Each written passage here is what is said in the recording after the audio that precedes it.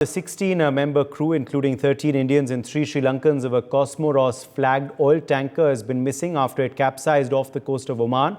The oil tanker started off from Duqm in Oman and was headed towards yemeni port of Aden and capsized around the Ras Madrakah area, which is 25 nautical miles southeast from Duqm.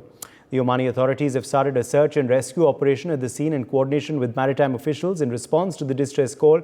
The Indian Navy also joined rescue operation and has deployed INS Teg and surveillance aircraft P-8I for these search operations. The Indian Navy ship, the Indian warship was carrying out operational turnaround in the area from where it was directed to carry out search and rescue missions. Additionally, the Navy's P-8I Maritime patrol aircraft has been dispatched to aid in the search for survivors, showcasing the Navy's comprehensive approach to search and rescue operations. There have been various incidents of ships going missing in the sea in the past, which have not yet been solved. Will the authorities be able to find the missing vessel is the big question. Joining us at this point is Mahesh Sachdev, former diplomat. We also have Major General Sudhakarji, defense analyst, joining us live. Vice Admiral Shekhar Sinha, former chief of the Integrated Defense Staff, joins us live. Pathikrit Payan, geopolitical analyst, is also with us on the broadcast. Major General Sudhakarji, let me begin with you first. What really has led to the disappearance of this vessel? Prima facie, what are the reasons coming to your mind? Firstly, thank you. Good evening. Thank you for getting me to your show. A few reflections actually fleeting through my mind is that perhaps the conflict in the Middle East is assuming new profile and new spheres of influence. And it could be Houthis, it could be ISIS, because such kind of act of disappearance of a vessel and the people inside, perhaps to my mind, is happening for the first time. And this actually is, makes me suspect that I only hope ISIS is not involved in this. There could be a collusion. ISIS is having bases in Pakistan across Durand Line, and the ISI as a pivot of Pakistan's pivot of the foreign policy, I would say, which is employing the non-state actors to extend its philosophy and policy. To my mind, it appears that the government agencies are also, they are deeply involved in this particular conspiracy. It could be much more, and then it meets the eye. Time will tell us. Maybe it is too premature to say anything. Plus, there is also another dimension. The Houthis are actually, they cannot be excluded from the paradigm of the assessment. It could be the Houthis, it could be a conglomerate of Houthis, ISIS, because these are all strange things. The Houthis and the Hezbollah together had fought against the ISIS at one point in time in 2017, along with the Americans. So now for them to change colors and sides is actually raising a big question. So it could be anything at the moment. Let's wait and watch, and back to you, Uday. Yes, Vice Admiral Sinha, come in here on your analysis of what really has gone wrong, and also how concerning this is given the fact that so many Indians were also on board this vessel.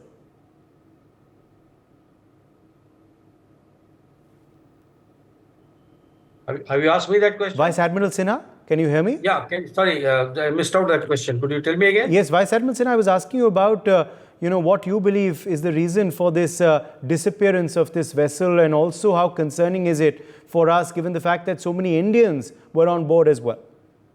Well, thank you for getting me on your show, and I think it's important to remember that that area has also come under attack by the ISIS a few days back, and I wouldn't be surprised if it is an ISIS handiwork, because suddenly a ship cannot disappear. A ship of that size, it's quite a big ship and long ship and fairly quite heavy, and therefore it must be investigated. Firstly, they have to find where it is. There are 13 Indians and 3 Sri Lankan, citizens as crew. Till they find. If it has taken so long, I'm afraid I will be very concerned about their safety. And it's very much a handiwork of some terror organization. Otherwise, the ships just don't disappear like this. And it's very close to the area where things are happening. It is near Duqm. And the ship was coming from Dubai, and it was headed for Aden. So it is in the infested area where very heavy activities of Houthis and other groups also is very active. And I'm making a very wild guess that ISIS, having done so, on some of the countries nearby, I wouldn't be surprised that, it is them. Uday. Yes. Okay, let me in fact quickly take that to Pathikrit Pine as well. Pathikrit Pine, clearly of course alarm bells ringing after this disappearance. But what has also been very good to see has been the alacrity by which our Indian Navy has acted, with our both sea and air assets being deployed in the search and rescue as well, immediately. Uday, thank you. First and foremost, yeah, I mean, there's no doubt that Indian Navy has been extremely active, and absolutely no doubt about their capabilities. So I don't want to get into the micro aspect of where it has vanished. When you talk about alarm bells, it should have been ringing for the last 6-7 months or almost a year. If you look at the larger dimension, if you ask me frankly, we have a total mess in that whole region. And that there's a mess over there. There's a mess when it comes to the Black Sea, Mediterranean Sea route because of the Ukraine-Russia conflict. And you have absolutely a total clueless United Nations as to how to deal with situations. So when you talk about resilient supply chains or supply chains when it comes to commodities and other critical essential things, what is the game plan of UN to ensure that those supply chains would continue seamlessly? You have a problem in Gulf of Aden. You have a problem in the whole Arabian Sea. You have a problem concerning the Somalian pirates. You have an issue with, for me, beyond a point, whether it's a Houthi or an ISIS, I think these are all interchangeable names. These names are propped up time and again by certain, publications from the West whenever it suits their narrative. The reality is we have a real mess, and how much do we expect United States to solve it when the country itself is in a mess? How much do we expect United Nations to do it, or United States? Both are in mess. EU has no clue about its own future. So if you ask me, yes, the Indian Navy would be going there, trying its best. But frankly speaking, globalization in today's era has become a real challenge, because wherever there is a crisis, it would have immediate impact on your own supply chains. We had a problem post-COVID when it comes to the semiconductors coming from Taiwan. You had a huge issue where you had a 6 months waiting time for buying a car because the car was finished, only the semiconductor was missing. You had a commodity supply chain problem because of Russia-Ukraine conflict. Then you have this whole mess in the Middle East. You tell me, what is the end game? Who should we depend upon? It is not about Indian Navy going there. Who should we depend upon? Do you see any kind of effort by any of those powers that be making any attempt to ensure that the supply chains remain unaffected? No. And concerning the fact that India's independent foreign policy is becoming a thorn for certain countries, and we know which those countries are, I am not surprised if in future the intensity of such issues go up, especially when those ships are moving towards India or going from India or having Indian people. So I have strong support for the government of India. I think they're doing the right thing.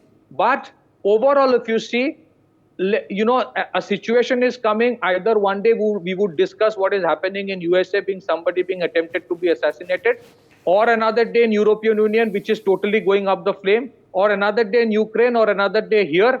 Overall, if you see, the reality is we are still lucky that we are not feeling the pinch of it sitting in India, because many other countries are already started feeling the pinch of the chaos that is coming in. So from the perspective of the chaos theory, I don't look at it as an exception.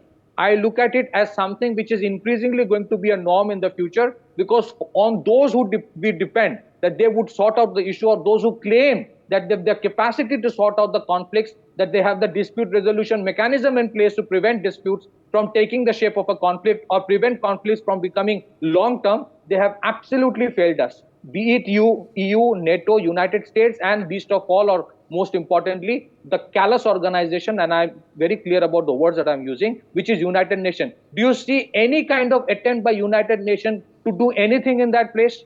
Or they will say they are toothless, powerless, then why do we need it? Do you see any effort by United States to solve the problems in Middle East? No. They just are giving more fuel to the fire, and we would have an even bigger situation coming up. Pakistan may or may not be involved. But Pakistan, for me, beyond the point, is just a foot soldier. There are bigger masters who keep them advice when to do, what to do. I rest my case. Thank you. Yes, Ambassador Sachdev, let me quickly bring you in here, Ambassador Sachdev, because it is getting quite concerning, of course, not just for India and Sri Lanka, because our nationals were on board that vessel, but this is a pattern that's been happening in this sea and region of missing vessels and disappearances as well, and unfortunately, nothing is being done about it. Thank you, Uday. It's a bit strange and mysterious happenstance, and I would not like to conjure up a guess, but let me point out that these kind of incidents are not all that rare. But this remains outline remains a bit hazy. The ship turned upside down, and the sailors all of them are missing. There was no distress signal. There was no report of any rockets or drones being fired at it. And there is no news of any explosion or any accident on board. So it looks a bit mysterious. While it's close to the Omani-Yemeni border, but it's a bit far from Gulf of Aden, where much of the action, apart from Red Sea, has been by the Houthis against maritime shipping. Now, having said all that, I would like to offer you two possible scenarios. Remember, Al-Qaeda was born in Hadramaut area, which is close to Omani-Yemeni border. Osama bin Laden was a Yemeni living in Saudi Arabia, and he has his faithfuls still. They are hardcore Sunnis, and they have no love lost for authorities in Aden, which are supposed to control this. Remember, authorities in Aden are very different from authorities in Sana'a, which is Houthi controlled.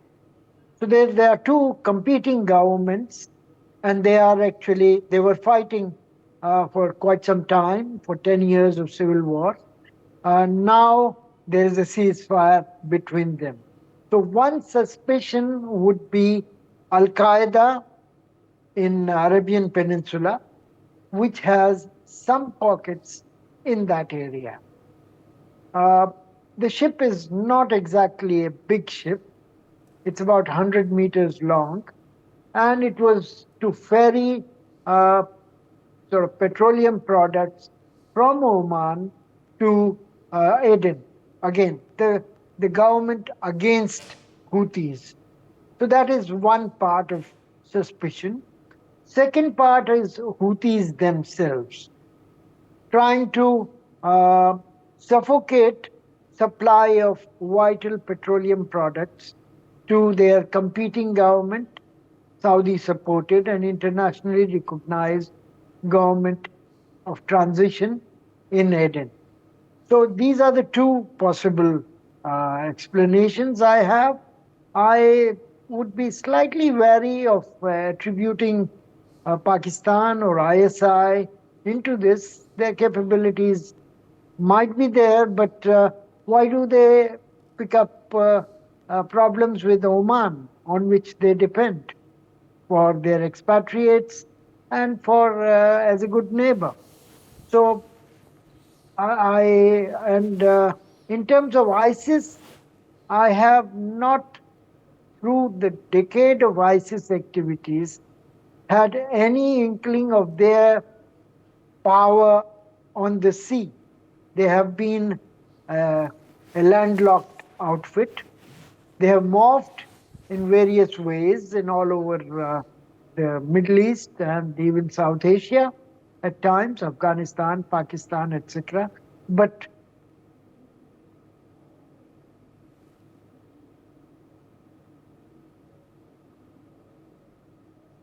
Yes. Yes. Okay. I think we got your point. I think we lost you, unfortunately, though, at the end of your argument.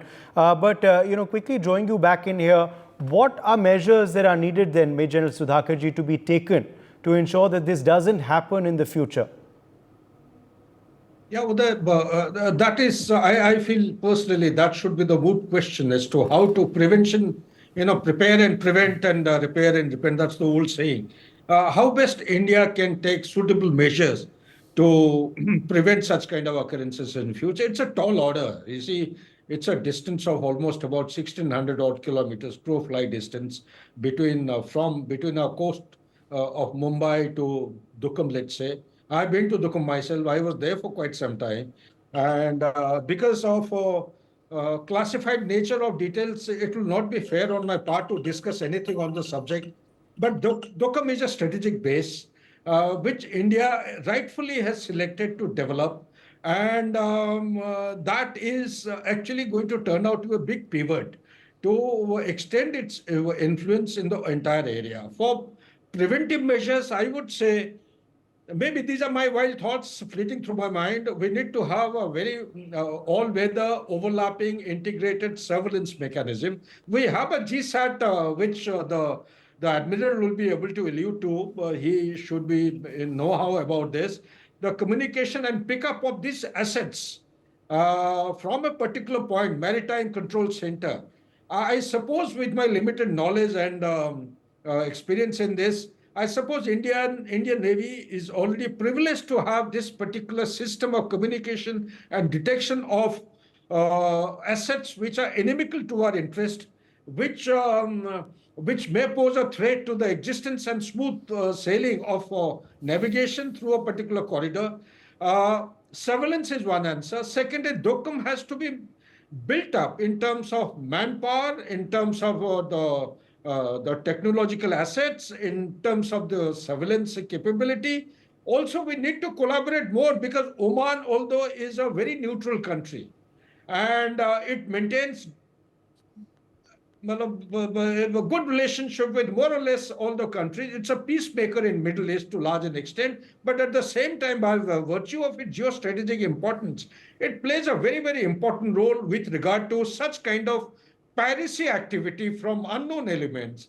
And at the moment, the Omani officials, they themselves are clueless about it. When I spoke to my friend there, they are also virtually scrounging for a little bit of information here and there. But they suspect that there is a bigger game which is actually at play. The bigger game and the stakeholders could be, extending from either side of the spectrum to anywhere at the moment. So therefore, I would say one is surveillance, second is presence of our own resources at Duqm. Third is the response mechanism, which Indian Navy deserves to be given kudos. Why not only this, anytime, anywhere, even 2,600 kilometers, there was a ship which had been hijacked since December. The kind of our boys, the naval troops have actually displayed is something to be called out for in the independent India. And we also need to compliment the Indian Air Force and particularly the pilot of the maritime surveillance aircraft, the P-8I. It's not that easy. Those who have flown in the aircraft, it's very difficult to pick up anything of this nature. And so therefore, there has to be a synergy of resources to be applied to prevent such kind of resources, particularly in this corridor, which is going towards Aden, towards the Red Sea, Suez Canal, which is essentially dominated by 12% of the cargo even today, the trading activity of the world, and towards the Persian Gulf, which is the hotbed of the primary source of oil supply. Frankly speaking, one elephant in the room which is coming often onto my mind is actually China. But why should China play a game like this at that far of distance? So I don't know. At the moment, it's very difficult to join the dots. Maybe any wild guess by any intelligent panelists sitting amongst us. Back to you, Uday. Yes. Vice Admiral Sinha, come in here on, of course, the measures that also need to be taken, in your opinion, to prevent these occurrences in the future. But right now, I was briefing our viewers earlier about, the operation that's underway right now. Of course, Oman right now is, is searching for this vessel. Our Indian Navy is ship has been rushed there, also an aircraft as well. But, as far as how hopeful are you on the recovery of this vessel? Is that looking like a possibility right now, or does it seem quite distant? Uday, I am very confident that they will find it, and I would think that there is some underwater surveillance equipment, for example, the sonobuoys or the sonars. I'm sure the P8I is a naval aircraft, and P8I is fully capable of detecting a submarine or some underwater object. So are the ships. The INS Stag is in the area, which is a anti-submarine frigate. Then we have ships from the combined that maritime task force, and also the CASA MRMR aircraft, which belongs to the Oman. So these sets, assets are there. Oman has got a maritime search center, coordination center. They are the ones who piped up, and they have direct linkage with our IFC IOR here in Manesar or Gurgaon. So as the general said, it's a very good system, very robust system, and therefore I would say, as far as just to find out anything which is on surface, it is not very difficult. But now this has gone underwater, and therefore it will be looked at as a submerged target, and the anti-submarine kind of searches will have to be increased, and I'm sure they're doing it. I believe that they are doing that right now. I know they drop the sonobuoys, and they monitor if the sonobuoy's transmission goes and hits some object and it comes back, and it is monitored by the pilots and observers on board the aircraft, and then they encircle that area and give a position that this is where I expect to happen. And the ships will go and they will localize it and get it. So that is one thing, and I'm quite fairly confident that they should be. The only thing is that time is passing, and as the time passes, Uday, it will be good to know that every object actually begins to move along with the current of the sea, or if you in loose terms, the tide which you see ashore. But underwater, the currents keep moving. It is shifting sand, but it will not go very far because it's a fairly reasonably bigger object, and it will remain so. What do we do? I mean, I think that as long as human beings are there, as long as there is a clash, of may I say that clash of civilization, or there are warlike situation, these things are not going to stop till there is complete peace. So you will find them. The ISIS is basically all offshoot of Al Qaeda. All of them are Al Qaeda offshoot, and I quite agree with Patikriti that it's a give it any name, but basically it is a done thing, and it is not that their Houthis are not known. We have had a possibly Houthi drone coming right up to almost 280, 300 miles from Gujarat coast. And we have had two, three ships which were damaged by the Houthi drone attack, which was actually towed back into the Indian harbor for repairs, and they were sent back to their own home ports, safely. But I would very happy to see that it doesn't happen in the future. Very unlikely. As long as there are wars, as long as there is a clash, and as long as these Houthi kind of things are happening, supported by some countries, this is bound to happen. This is just bound to happen. So far, they have not been able to find. I am in contact with the naval guys who are Yes. Yes. in Okay. water. Okay. So I think Last word, Pathikrit, to you before I wrap up. 30 seconds. No, I completely agree to the extremely well speaking veterans, and what they have said, I agree to that. The only thing I'm saying is that the Houthis otherwise are very impoverished in an impoverished country. So the nerve centers have a constant flow of fund and armed weapon systems coming, which the powers that be who say that we actually police the world have not been able to solve, or neither willing to solve.